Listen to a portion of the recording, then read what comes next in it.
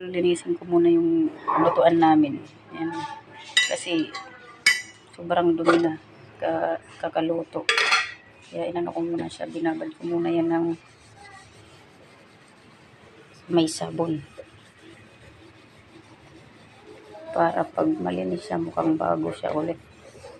Kasi pag hindi malinis yan, mukhang lumang-luma kasi magkakaroon siya ng kalawang.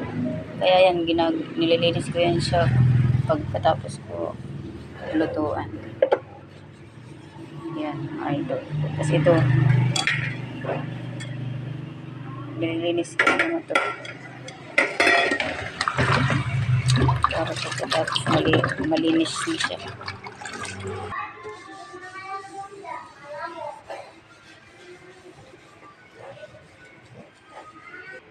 Ay mga idol, dahil walang hawakan yung cellphone ko, ito muna.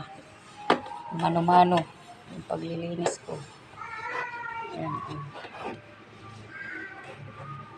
Ayan o. Mga idol, kumikinang na. Kumikinang na ulit yung lutuan ko. Ganyan yung paglilinis para mukhang bago ulit yung lutuan. Nakapatay naman yung gasol niya, kaya okay lang kahit mabasa kasi matutuyo naman yan siya mamaya. Sa mga idol yung dito pala sa ilalim din. Yan, yan. Gawin ko yung punasin ko yung dumi.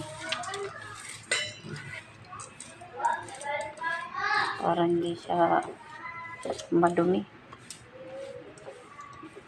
Pagkatapos lutuin, nililinis dapat din yung yan.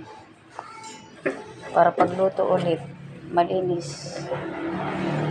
Nakaka-enjoy magluto kapag yung mga lutuan natin ay malinis din. Yan mga idol, dahil malinis na yan. Yan. Maano na siya. Kumikinang na yung lutuan ko. Yan. Malinis na rin yung ilalim niya mga idol. Ilalagay ko na tong para sa bago ko to ilalagay, pinatay ko muna yan. Ayan. Tapos ito, ulit para Tapos mamaya may ilalagay ako ulit para masyado siyang kuminang dyan. Hindi na yung parang may ganito. Kala mo merong mga mantika mga idol yan. Tatanggalin ko yan siya. Meron akong ilalagay dyan para makinis na yan. Ito mga idol, na ganyan ko siya para nawawala yung parang mantika sa ibabaw. Ilang ginagawa ko pagkatapos magluto. Thanks for watching mga idol. Ayan. Okay na yung Thanks for watching. Kinang na siya. Bye-bye.